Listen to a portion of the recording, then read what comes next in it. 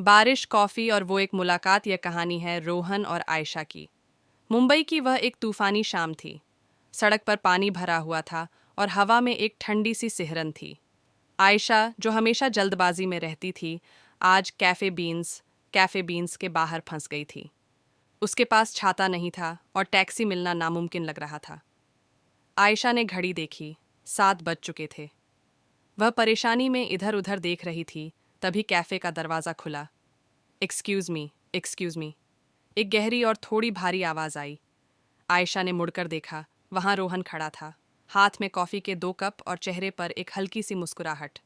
वह वही लड़का था जो रोज़ कैफ़े की एक कोने वाली मेज़ पर बैठकर अपनी डायरी में कुछ लिखता रहता था। आयशा ने उसे कई बार देखा तो था, पर कभी बात नहीं की थी।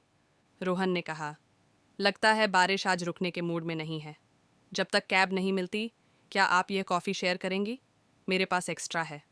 आयशा थोड़ा हिचकिचाई, पर ठंड लग रही थी। उसने मुस्कुराते हुए कहा, शुक्रिया, वैसे मैं आयशा हूँ। मैं रोहन, उसने जवाब दिया। दोनों कैफ़े की छत शेड के नीचे खड़े होकर कॉफ़ी पीने लगे। पहले तो खामोशी थी, बस बारिश की टप टप की आवाज़। फिर रोहन ने पूछा, आप रोज़ यहाँ से गुजरती हैं, पर कभी रुकती नहीं। आज बारिश ने रोक ही लिया। आयशा हंस पड़ी। हाँ, जिंदगी थोड़ी तेज़ है, पर आज लगता है कि कुदरत चाहती थी कि मैं रुक जाऊं। बातें शुरू हुईं तो वक्त का पता ही नहीं चला। उन्होंने किताबों के बारे में बात की, संगीत के बारे में, और इस बारे में कि कैसे मुंबई की बारिश जितनी परेशान करती है, उतनी ही रोमांटिक भी होती है। अचानक रोहन ने अपनी डायरी से एक सूखा हुआ गुलाब, रोज़, निकाला, जिसे वह शायद बुकमार्क की तरह इस्तेमाल कर रहा था। वह गलती से ज़मीन पर गिर गया। आयशा ने उसे उठाया और रोहन की आंखों में देखा। कुछ पलों के लिए दुनिया थम गई। सिर्फ वो दोनों थे और बारिश का शोर। यह किसके लिए है? आयशा ने धीरे से पूछा।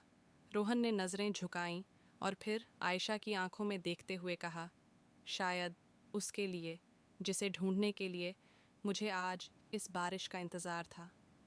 तभी आयशा के फ़ोन पर नोटिफिकेशन आया। कैब आ गई थी। जाने का मन तो किसी का नहीं था। आयशा ने कैब की तरफ कदम बढ़ाया, फिर रुकी और मुड़कर रोहन के पास वापस आई। उसने अपने बैग से एक पेन निकाला और रोहन के हाथ हथेली पर अपना नंबर लिख दिया। अगली बार कॉफ़ी के लिए बारिश का इंतज़ार मत करना, आयशा ने कहा और गाड़ी में बैठ गई। रोहन वहीं खड़ा मुस्कुराता रहा, बारिश में भीगते हुए, अपने हाथ पर लिखे नंबर को देखते हुए। बारिश रुक गई थी, पर उनकी कहानी अभी शुरू हुई थी। कैसी लगी आपको ये कहानी? क्या आप चाहते हैं कि मैं इस कहानी का दूसरा भाग, पार्ट 2 लिखूं कि उनकी पहली डेट कैसी रही?